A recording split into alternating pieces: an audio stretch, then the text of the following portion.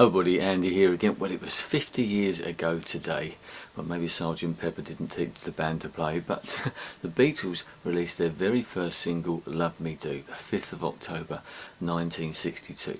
Why are we still talking about them? It's probably one of the things that a lot of younger people, who especially weren't around at that time, or young teenagers, or people that are considerably younger than me, should we say, are probably thinking, why are we going on about this band? Who are they? I remember there was something when Paul McCartney was on the Grammys this year or last year, and there was lots of people in America, especially the young kids, who's this old guy on there? They just don't know. We just don't understand, and they probably think, who are this band?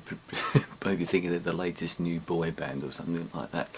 But the reason we're talking about them still 50 years later, was it 42 years after they actually broke up, it's because of the legacy that they left us and the way that they changed music at the time. I've made videos recently, I'll put links to them below, about the sort of punk attitude which obviously came out a bit later in the 70s, but the way that that changed music.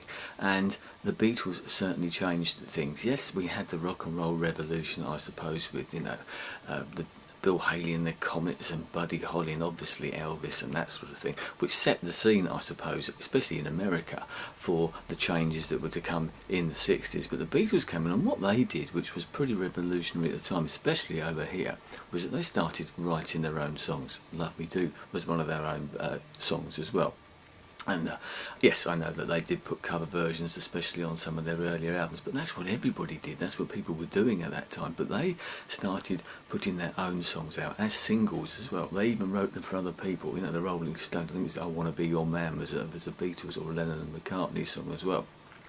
They were writing songs for just about everybody, but they broke the mould in that respect and set the scene for other people and allowed people, like the punk era, the do-it-yourself era. People were saying, well, if they can do it, I can do it. And record companies opened up, new bands came along. We all know where it went from them, from the Rolling Stones onwards. The Kinks, the Who, the British Explosion, etc., the swinging 60s and all that type of thing. But we're still talking about them now because of that legacy of the music, not necessarily the early stuff. I can't pretend to be a huge fan of Love Me Do itself. It does sound very dated, hardly surprising, 50 years old, I suppose. But the other music that they did, and one thing that's hard to believe, and I actually wrote a blog post very recently about the single Let It Be, and once again I'll put a link to that down there, because that Love Me Do was the first ever single released by the Beatles. It got to number 17 in the charts, and apparently that was partly because Brian Epstein, the Beatles manager, went out and bought 10,000 copies, or engineered the buying of 10,000 copies of that particular single. Nowadays it'd probably get you to number 1, but anyway, got to number 17 in the charts.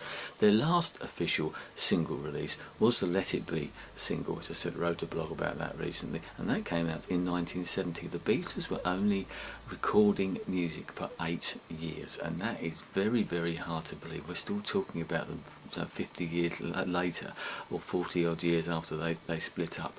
But just think about what they produced within those 8 years. It's pretty phenomenal, really, and the way that they changed. I read a quote yesterday, it's 1962, the Beatles were recording Love Me Do. Only about 3 years later they were recording things like Tomorrow Never Knows, and shortly afterwards it was Sergeant Pepper, shortly afterwards it was the White Album, that type of thing.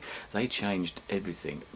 Obviously influenced by other bands, but they influenced so many other people, and they've influenced just about every single band, every single act since. Whether that person is willing to acknowledge that, or whether they even realise that, I don't know, but they changed things completely, so well done to them. But not only that, I didn't realise until this morning, but today is also the 50th anniversary of the release of the first ever James Bond film.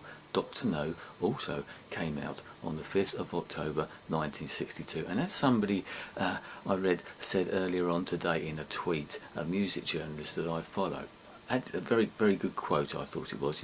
Both these momentous occasions 50 years ago, James Bond and the Beatles came out the same day. That was the day that the 60s started. And if you think about it, we're still celebrating both of those franchises, both of those great British achievements. Both the Beatles we're still talking about now, and there's a brand new James Bond film coming out this month, I believe. This Skyfall, and the Adele single was released once again today as well, at 7 minutes past midnight, 007. Think about it, very clever. But maybe, why are we still talking about these things as well? Yes, we mentioned the music, and maybe the music because there just isn't the sort of thing out there which is world-breaking, world-shattering. We have to go back and revisit old things all the time. film franchising, going back and remaking old films because we're just not producing the stuff now that was around then. It's not so inventive. Maybe we've run out of ideas. Maybe that's a subject for another video. But happy birthday to the Beatles. Happy birthday to James Bond as well. And I wonder how many things that are around now that we'll still be talking about in 50 years time. I bet we'll still be talking about the Beatles in 50 years time, and quite possibly James Bond. But some of those other bands that are around now, I don't think so.